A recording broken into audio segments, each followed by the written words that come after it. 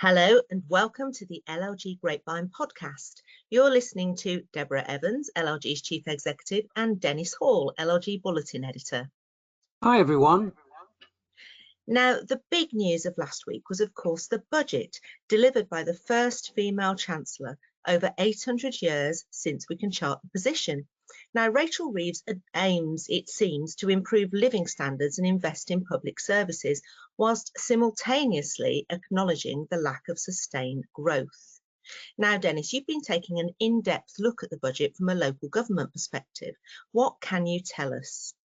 Well, Deborah, the question is, what are the budget headlines for our sector? There's so much even to put into headlines, so I'll cover it in two parts, if I may. The first covers devolution, and there are some surprises there. Also, I'll cover core spending, the question of public sector reform. And in the second section from me, I'll cover children's services, education, housing, planning, and local growth. Phew, that's quite a lot, you know, so here goes. So let's look first at what the budget said about the first English devolution white paper, and also those comments, unexpected as they were, about the proposed restructure of local government. The government said that it is working closely with local leaders on the upcoming English devolution white paper. This, they said, will set out the government's plans to widen devolution to more areas and deepen the powers of existing mayors and their combined authorities, ensuring that they have the tools needed to boost economic growth. Now, here's the unexpected bit.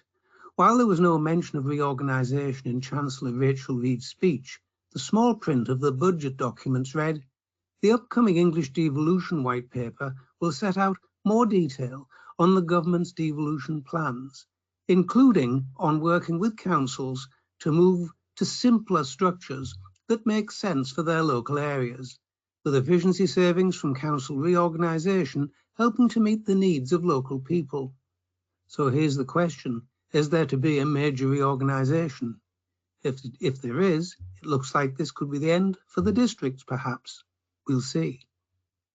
Next, let's look at the core spending power, funding allocations, and the local government settlement. First, on core spending power, the government said this will be increased by around 3.2% in real terms for next year, with £1.3 billion of new grant funding for councils, including at least £600 million new grant funding specifically for social care. As to funding allocations, the approach to funding within the local government finance settlement will be reformed by redistributing funding to ensure that it reflects an up-to-date assessment of need and local revenues. Next, the local government settlement itself. The local government settlement provides total funding of £11.4 billion in 2024 to 25 and £14.3 billion in 25 to 26. And they say this is equivalent to an annual real terms growth rate of 10.2% from 2023 to 24 to 2025 to 26. And they say this will support local authorities to continue delivering the essential services that they provide. Let's turn next to what the government said about moving towards multi-year settlements. The government recognises the pressures that local authorities are facing and will have a framework in place to support those in most difficulty. The government is also committed to pursuing a comprehensive set of reforms to return the sector to a sustainable position. And this will include reform of the approach to allocating funding through the local government financial settlement, starting with a targeted approach to allocating additional funding in 2025 to 26, ahead of a broader redistribution of funding through a multi-year settlement from 2026 to 27. The government say they will set out further details through an upcoming local government finance policy statement. Next, new borrowing powers. In the autumn statement in 2016, it was announced that mayoral combined authorities would be given powers to borrow for new functions, subject to a cap agreed with the Treasury. And the government said in the budget, in line with this approach, the government will legislate to provide the North East, East Midlands and York and North Yorkshire combined authorities with borrowing powers across the full range of their functions. And as to integrated settlements, the government is implementing integrated settlements for Greater Manchester and West Midlands combined authorities from the start of 2025 to 26, and for Liverpool City Region Combined Authority and the North East, South Yorkshire and West Yorkshire Mayoral Combined Authorities from the start of 2026 to 27. The government said, noting its unique devolution arrangement, the government will also explore how an integrated settlement could apply for the Greater London Authority from 2026 to 27. And there were announcements too on business rates. The government has decided to extend the 100% business rates retention arrangements for the West of England Combined Authority, Cornwall and Liverpool City Region for 2025 to 26. And the government is extending the 67% business rates retention arrangements for the Greater London Authority for 2025 to 26. And finally, there were announcements on public sector reform and the Innovation Fund. This fund will support the development of a new approach to improving public services, and the budget allocates £165 million of this to a range of projects next year, including to support foster care recruitment and planning reform. And in addition, the budget allocates £100 million of this over the next 3 years to deliver innovative projects, partnering with mayors and local leaders and developing new approaches to public service reform with a focus on experimentation and learning. Deborah. Well, these are first steps, and some will no doubt be encouraged by the funding allocated via the budget. However, some commentators, and in particular the public sector executive, warn that here is a risk that by providing more funding for public services while increasing employer national insurance contributions, the UK government is giving with one hand while taking away with the other. Now, it estimates that the employer national insurance change could add up to £500 million in costs for the public sector unless it is fully reimbursed. Now, the Institute for Fiscal Studies has had a close eye on the budget, obviously, and they suggest that a wholesale reform of public sector pay may actually be what is required, and that both the level and structure of remuneration are not currently fit for purpose. Now, that's something I would absolutely agree with, and I think that a wholesale reform could be incredibly beneficial for the sector. Now, new research from the IFS published as part of the IFS Green Budget, funded by the Nuffield Foundation and produced in association with Citi, shows that higher paid public sector workers have fallen down the overall earnings distribution in the last 15 years. Each part of the public sector faces its own challenges, but recruitment and retention issues loom large. Increasing public sector pay in line with forecast average earnings growth could add around £6 billion per year in real terms to the pay bill by 28-29. Now, closing the gap that has opened up between public and private sector workers since 2019 could result in a pay bill 17 billion higher than today. Now, if public sector pensions remain extremely valuable, as we all know they do, relative to private sector comparators, but many lower earners opt out to avoid the relatively high employee contributions needed to participate. Now, this leads the IFS to suggest that there is good case for carefully rebalancing remuneration away from pensions towards pay. And certainly in the legal sector, that's something we've seen with the rise of locum lawyers who choose to, in effect, leave the local government pension scheme and have a private scheme in return, in effect, for more pay as a locum. So lots to consider, Dennis, within the public sector at large, but let's return to the specifics of local government service areas. What can you tell us there, Dennis?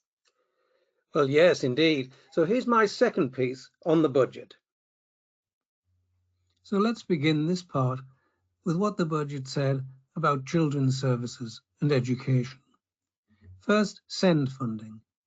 Phase 1 of the spending review provides a £1 billion uplift for SEND and alternative provision funding equivalent to 6% real growth, and the government said this is an important step towards realising the government's vision to reform England's SEND provision. Next, children's social care and kinship.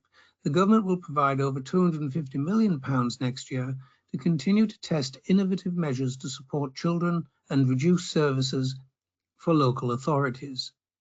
This includes £44 million of new funding to pilot a kinship allowance, as well as to create hundreds of new foster placements, enabling more children to stay in family environments. Next, school rebuilding.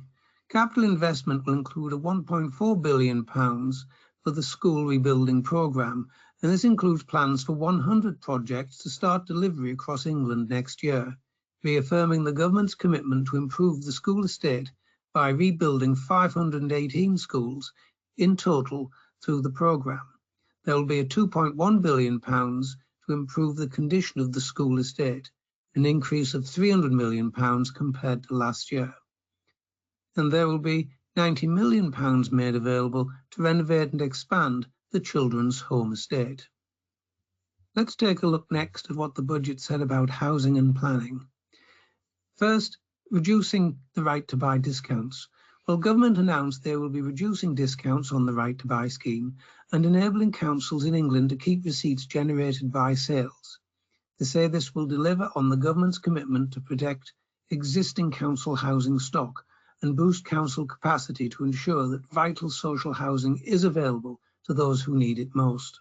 And the government is consulting on a new long-term social housing rent settlement of CPI plus 1% for 5 years to offer certainty for social housing providers and give the sector the confidence to build tens of thousands of new social homes in England. And the government will be consulting on whether further measures could provide even greater certainty.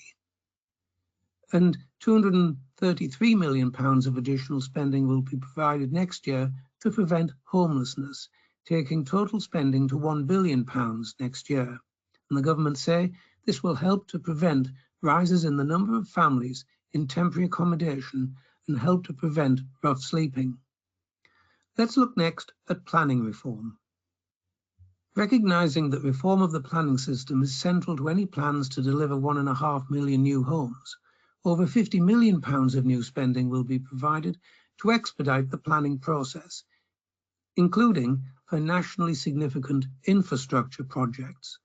The government say funding will foster a pipeline of planners of the future by recruiting an additional 300 planners and boost and upskill local planning authority capacity to deliver the government's wider planning reform agenda. Let's turn next to local growth and high streets. On local growth, the government say they will set out its long-term vision for local growth funding in phase 2 of the spending review. The government say it is continuing to invest in programmes which are important to growth and provide stability for local leaders and investors.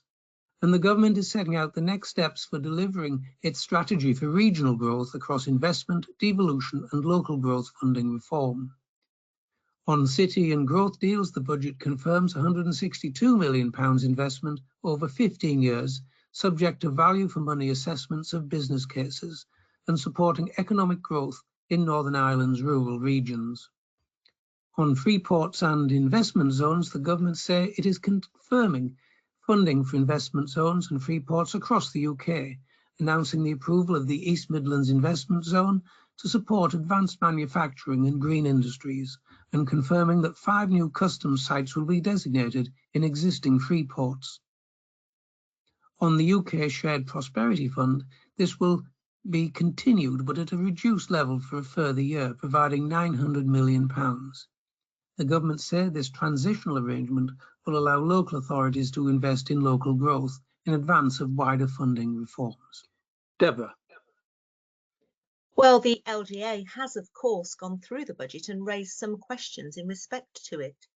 As I mentioned earlier, Dennis, the LGA has said that the government needs to give urgent clarity on whether councils will be protected from extra cost pressures from the increases to employer national insurance contributions. I mean, let's not forget they are the biggest employer typically in the area. Now, the LGA also comment that it's not clear the extent to which the increase in core spending power is dependent on councils increasing their council tax rates. Now, the LGA has continually highlighted that council tax rises, particularly the adult social care precept, have never been the solution to the long-term pressures faced by councils.